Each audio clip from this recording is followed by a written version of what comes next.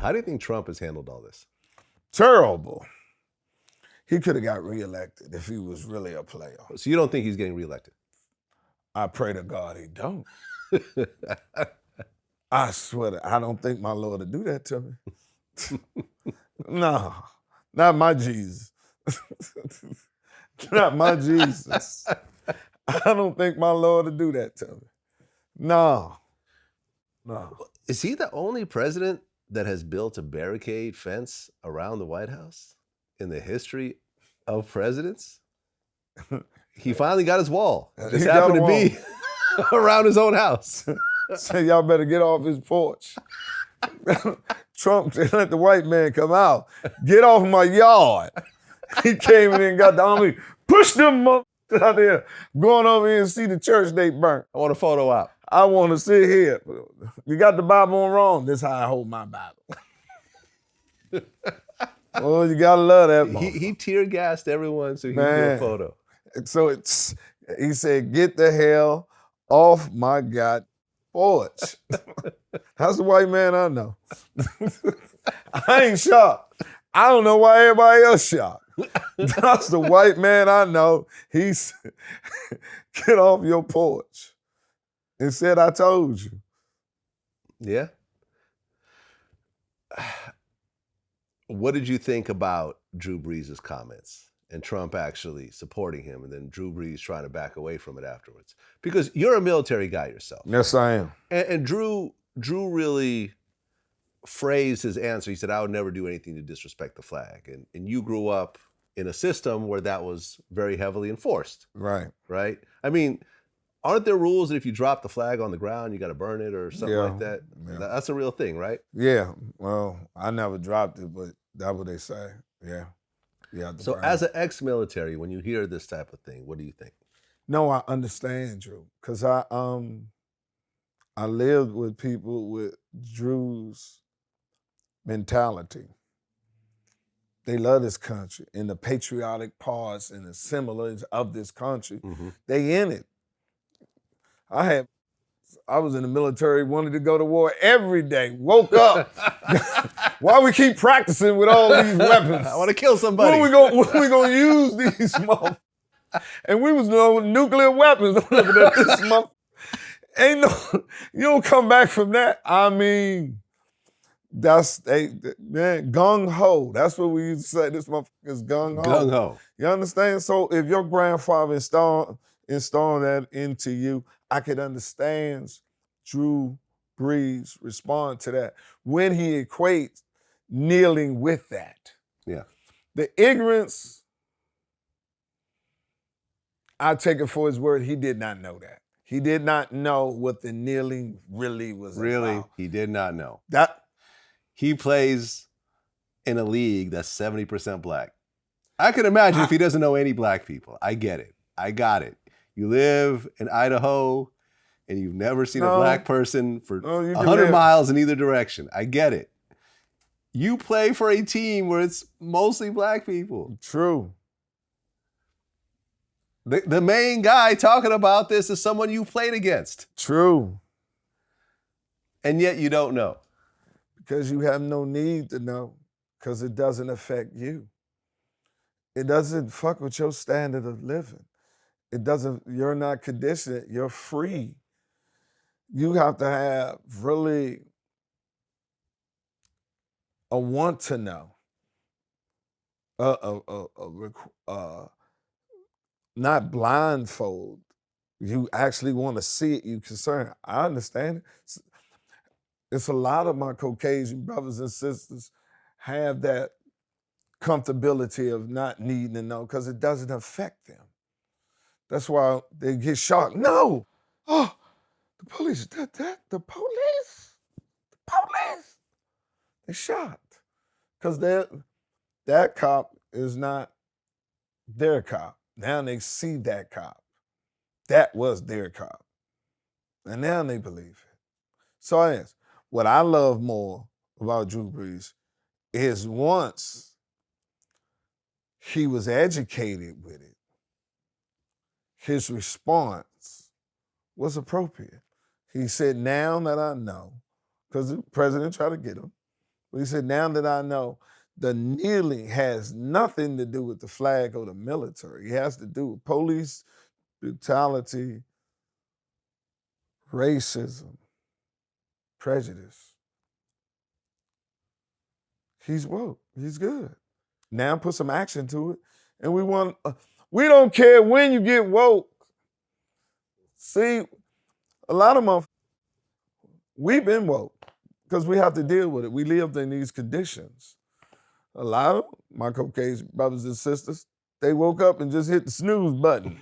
Went right back to sleep. Going back to sleep. That was an isolated incident.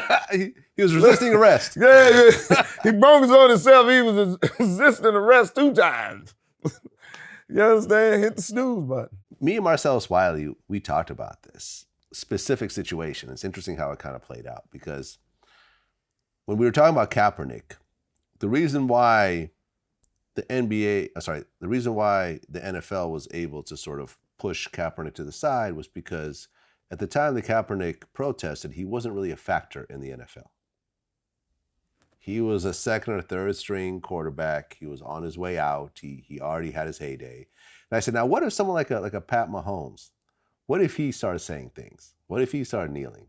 And sure enough, when Patrick Mahomes made that video coming off a Super Bowl win and said Black Lives Matter, the NFL issued a statement right away saying, oh, we got it wrong about the whole thing. We should have handled this differently.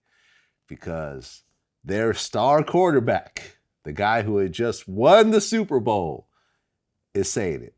They can't just kick him out. They can't just push him to the side. You know, he's now the face of the NFL. He has the most important position in the biggest game of the year. And he's saying the same thing they don't want to hear. I would like to think that is true, but I disagree. Disagree because NFL is nothing else. They didn't become billionaires being stupid. They see the movement.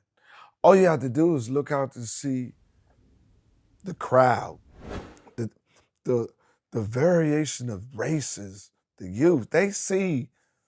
So let's get ahead of this. We saw it. There is no Black athlete could ever hold a major sport hostage, or they'll never tear to that star. I learned that by watching The Last Dance. Michael Jordan, they told that motherfucker, this your last year. You even play for the new coach, but Phil ain't coming back. Mike said, if Phil don't come back, I'm not coming back. And that man said, and I quote, well, it's nice knowing you. Now, if they say that to Michael Jordan, Yeah. huge on it. Don't give a fuck about no Patrick Mahomes. They saw this tidal wave come. Let's get ahead of this curve.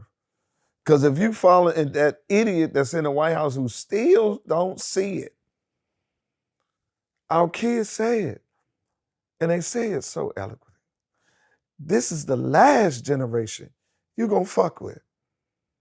They take it in personally. All that other shit y'all 77-year-old motherfuckers y'all going to die, they telling you. Right here, they making your stand. They have more energy. Our kids are more stronger. The technology was 77. Your way of thought is gone. You're just fighting Mitch McCollum, all of them motherfuckers, your days are numbered. More motherfuckers think like us totality. How we gonna fix this so all of us can coexist in this shit? Yeah, no, I remember when I just interviewed BG Knockout. He was a young Crip in Compton when the 92 riots hit, and he was involved in the riots. He went out, flipped over cars, did the whole thing. And during those riots, were you in LA during that time? No. During those riots, it was all Black people. There may be some Mexicans and an occasional white person who just lived in the neighborhood, whatever, but it was really all Black people.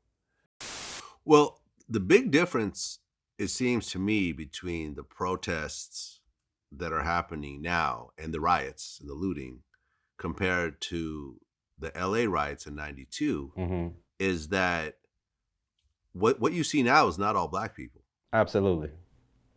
Like, in fact, it's almost like the black people are the minority in these protests. Yeah, but there's so much trickery right now. Like, you know, they talking about this group Antifa, and they talking about, you know, all these anarchists, and even they're saying undercover police are actually amongst the people. So, you know, it's a tricky situation now. You know what I mean? I think what happened is they studied the last riot, you know, the last riots that didn't happen.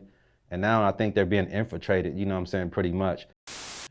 You fast forward to 2020, when you look at the riots and the protests, you could almost say black people are in the minority of those protests. Seriously. That was a beautiful thing about it. It's very multiracial. Yes, white, Spanish, Indian, Asian, everyone got out. So I'm telling you, white people, you can't fight everybody now. Right. Make a deal. Right. It almost seems like most of the actual damage and